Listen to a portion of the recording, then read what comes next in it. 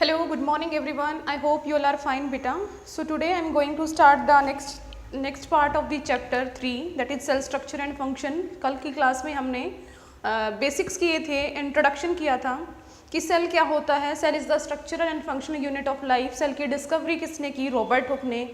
उसके बाद living cells पे काम किया एंटन वैन ल्यूवेनहुक ने, और शिल्डन और स्वान ने एक कॉमन पॉइंट बताया कि सेल हमारी लाइफ की क्या होती है. It is the basic unit of life. Next topic क्या है बेटा? Variation in cell shape. कि जो सेल की शेप होती है वो अलग अलग होती है, वैरी करती है. किसी की डिस्क शेप की हो सकती है, कोई रेक्टेंगुलर शेप की हो सकती है, कोई लॉन्ग ब्रांच शेप की हो सकती है, ठीक है, सिलेंडर शेप की हो सकती है. तो डिफरेंट सेल्स की शेप क्या होगी बेटा? डिफरेंट होगी according to the function they perform. जिस तरीके का फंक्शन कोई सेल परफॉर्म करेगी वैसे ही उसकी क्या होती है? Shape. Like there are some example that is given in your book. nerve cells. nerve cells elongated होती हैं, ऐसे लंबी. क्यों? क्योंकि उन्हें मैसेज ट्रांसफर करवाने होते हैं. भाई मेरे हाथ की सेल्स ने किसी गर्म ऑब्जेक्ट को टच किया तो टच करते ही यहाँ मैसेज चला जाता है माइक्रो सेकेंड्स के अंदर. मुझे ये पता चल जाता है कि मैंने किसी हॉट ऑब्जेक्ट को टच किया. तो कौन लेके गया वो मैसेज बेटा? वो मैसेज नर्व सेल्स लेके गई. और उन नर्व सेल्स कैसी होती हैं? They are elongated, they are nearby 1 metre long in length. इनकी लेंथ कितनी होती है? Nearby 1 metre long. ऐसी होती है ये. बीच में ऐसा लंबा सा एक्सोन फाइबर, ये डेंड्राइट, ये न्यूरॉन का स्ट्रक्चर है. देन स्किन की सेल. हमारे जो स्किन की सेल है जिससे हम बने हुए हैं, हमारा स्किन जो प्रोटेक्टिव टिश्यू है, जो हमें प्रोटेक्शन प्रोवाइड करता है एक्सटर्नल एनवायरनमेंट से, उसकी सेल्स कैसी हैं बेटा? फ्लैट है. क्यों फ्लैट है? क्योंकि लार्जर सरफेस प्रोवाइड करें. जितना लार्ज सरफेस एरिया होगा उतनी ज़्यादा ये क्या करेंगे? हमें प्रोटेक्शन प्रोवाइड करेंगे. Then WBCs, white blood cells. They are the soldiers of our immune system. अगर जर्म्स के साथ कोई फाइट करने का फंक्शन करता है तो दैट आर WBCs. WBCs की फिक्स शेप नहीं होती, ये अपनी शेप को चेंज करते रहते हैं. हायर क्लासेस में पढ़ोगे कि कितने टाइप के WBCs हैं and what type of functions they are perform. यहाँ पे सिर्फ इतना करना है कि WBCs क्या है? They are the soldiers of our immune system. और वो अपनी शेप को चेंज करते रहते हैं ताकि वो डिफरेंट टाइप के जर्म से फाइटिंग कर सकें. नेक्स्ट है स्पर्म सेल्स. स्पर्म सेल्स क्या होती हैं बेटा? They are motile in nature. ऐसे मूव कर सकते हैं. क्यों मूव कर सकते हैं? क्योंकि इनके पास मोटाइल मीन्स मूव करना. इसको मूव करके कहाँ तक जाना होता है? एग तक पहुँचना होता है. ठीक है, ये मेल गैमेट होता है बेटा. मेल्स के अंदर बनता है मेल गैमेट, सेक्स सेल होती है एंड दैट कैन मूव. ठीक है, तो स्पर्म क्या होता है? Motile cell. ऐसे ही हमारी मसल सेल्स. अगर मैं मसल सेल्स की बात करूँ बच्चे,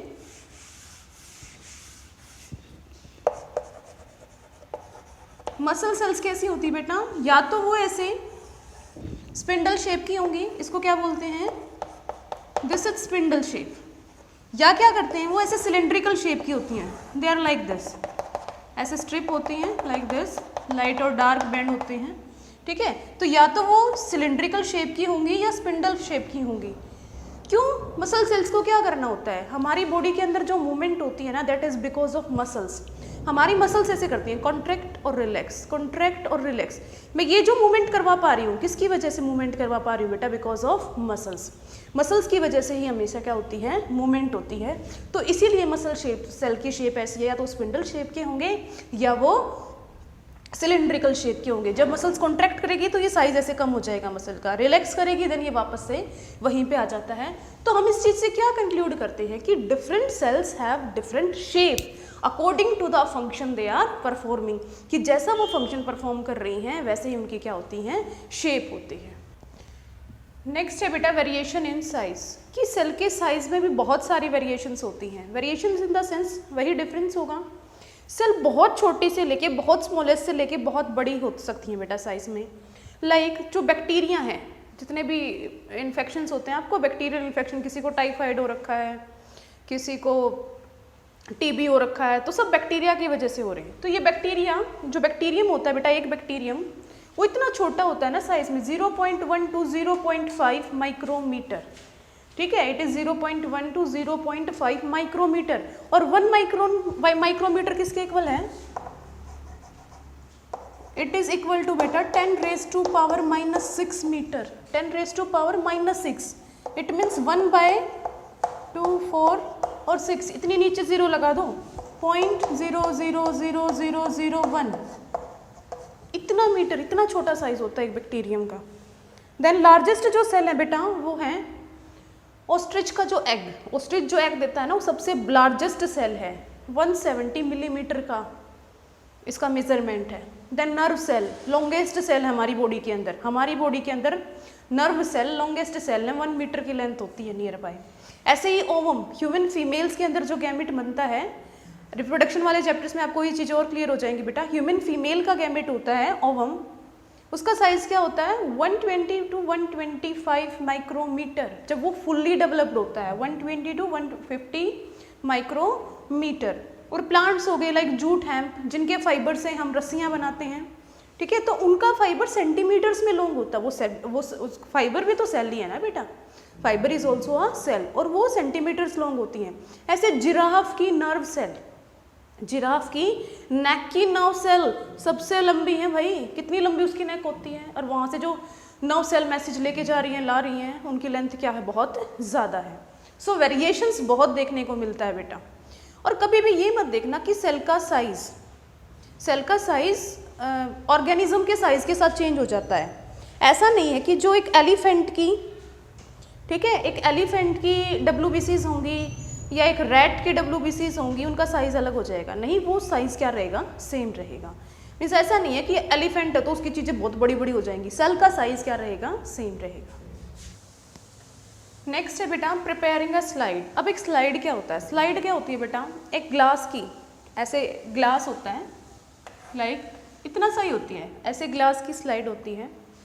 हम क्या करते हैं, हमारा जो भी स्पेसिमेन होगा, स्पेसिमेन मीन्स अगर मैं प्लांट की सेल को देखना चाहती हूँ तो प्लांट मटेरियल, एनिमल सेल्स को देखना चाहती हूँ तो एनिमल मटेरियल, ठीक है, उसको इस स्लाइड पे ऐसे रखा जाता है और फिर उसको हम माइक्रोस्कोप के अंदर देखते हैं। मतलब माइक्रोस्कोप के ऐसे, जैसे मान लो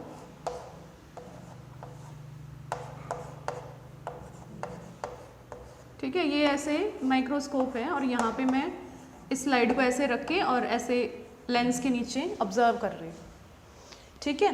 तो इस प्रोसेस को बोलते हैं बेटा माउंटिंग। स्लाइड प्रिपेयर करना, स्लाइड प्रिपेयर करना उसको क्या बोलेंगे, माउंटिंग। उम्मीदें करो सब अच्छा हो जाए, कोविड चला जाए, and I will show you these things in laboratory, ठीक है। सो बेटा माउंटिंग दो तरीके से होती है, दो टाइप के माउंट बनाए जाते हैं, एक होता है ड्राई माउंट और एक होता है वेट माउंट। ड्राई माउंट और वेट माउंट। ड्राई में क्या किया जाता है, ड्राई में पानी नहीं डाला जाता, सीधा स्पेसिमेन रखा और उसको ऑब्जर्व कर लो। ये डेड सेल्स को देखने के लिए होता है ड्राई माउंट। वेट माउंट में क्या करते हैं, लिविंग सेल्स को ऑब्जर्व किया जाता है। ऐसे अपना स्पेसिमेन रखा, उसके ऊपर एक ड्रॉप, मतलब पहले क्या करेंगे, ऐसे स्लाइड लेंगे, उस पर 1 ड्रॉप वाटर डालेंगे, फिर उस पर अपना स्पेसिमेन रखेंगे और फिर उसको एक ऊपर से एक पतली सी बिल्कुल कांच की हल्की सी आती है कवर स्लिप, उससे कवर करेंगे, देन माइक्रोस्कोप के अंदर देखेंगे। अब एक स्टेप यहाँ पे मिस हो गया बेटा, that step is staining. Stain करते हैं हम। स्टेन का मतलब क्या होता है, लाइक ये मेरी स्लाइड है, मैं किसी चीज़ को देख रही हूँ तो मैं इस पर कलर डालती हूँ। कलर क्यों डालूंगी बेटा, क्योंकि जो सेल्स होती है ना, दे आर कलरलेस, सेल्स का एक्चुअल कोई कलर नहीं है, तो मैं कैसे डिफ्रेंशिएट कर पाऊंगी कि कहाँ पे क्या दिख रहा है, ठीक है। तो इसलिए बैकग्राउंड प्रोवाइड किया जाता है। बैकग्राउंड के लिए हम क्या करते हैं, कलर प्रोवाइड करते हैं, स्टेन प्रोवाइड करते हैं, और इस टेक्निक को क्या बोलते हैं बेटा, स्टेनिंग, ठीक है। क्या बोलेंगे इस टेक्निक को, स्टेनिंग बोलेंगे। स्टेन डालेंगे और कलर आ जाएगा। तो एक जर्नल प्रोसीजर क्या हो जाएगा बेटा स्लाइड प्रिपेयर करने का। मान लो जो आपकी बुक में एक्टिविटी गिवन है वो अनियन सेल्स, अनियन देखा है, ऐसे फ्लैशी अनियन, ये एक्चुअल में बेटा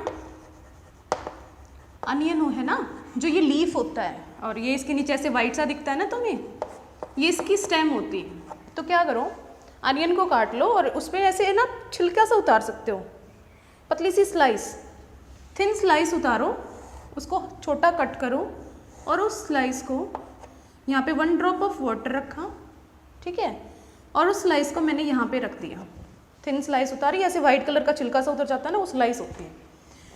फिर उस पर क्या किया, मैं स्टेन डालूंगी।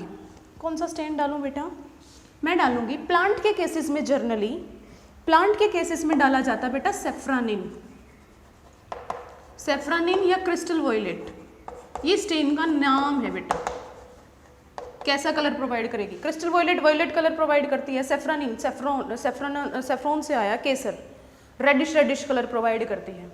तो या तो सेफ्रानिन स्टेन यूज़ करूँगी या क्रिस्टल वॉयलेट, ठीक है। और फिर इसके ऊपर क्या डालूंगी? एक कवर स्लिप जो इससे कवर हो जाए, और फिर मैं इसको माइक्रोस्कोप के नीचे लगा के देखूंगी and I will observe these beautiful compartments like this. ऐसे मुझे अच्छे अच्छे कंपार्टमेंट दिखाई देंगे और ऐसे सेंटर में ये पॉइंटिंग सी दिखाई देगी। इससे मुझे पता चलेगा कि जर्नल सेल की कंपार्टमेंटलाइजेशन क्या है। सेल किससे बनी हुई है? सेल बनी हुई है बेटा एक तो इस बाहर वाली मेम्ब्रेन से, जो उसको एक प्रॉपर शेप प्रोवाइड कर रही है, उसको उसके एनवायरनमेंट से अलग कर रही है। This is known as cell membrane. जो सेंटर में हमें डार्क सा स्ट्रक्चर दिखाई देता है, इट इज न्यूक्लियस, और यहाँ पे फ्लूइड प्रेजेंट होता है। It is inside the fluid, that is cytoplasm. ये क्या होता है बेटा? साइटोप्लाज्म।